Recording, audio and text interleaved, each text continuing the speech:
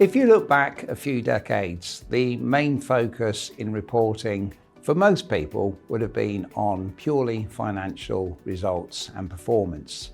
Things like profitability, revenue growth, the strength of the balance sheet, and so on and so forth. However, in more recent times, things like ethical considerations have become much more important for many stakeholders.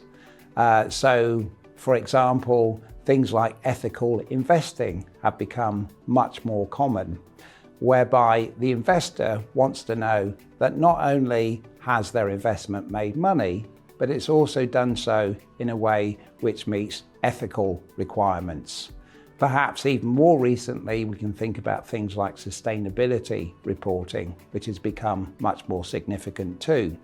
So there's basically a much less one-dimensional perspective which feeds the development of integrated reporting, which takes into account a much wider range of things beyond just financial results and performance.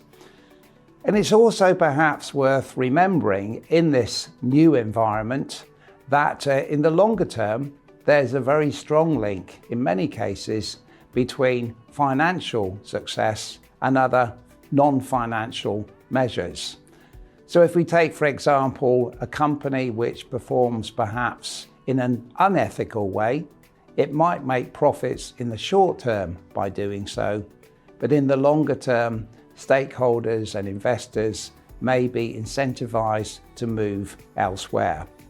That's all well and good, but the important thing is that each business, each entity needs to understand their own specific stakeholder profile and make sure in their integrated reporting that it meets the demands of the stakeholders in both financial and non-financial terms.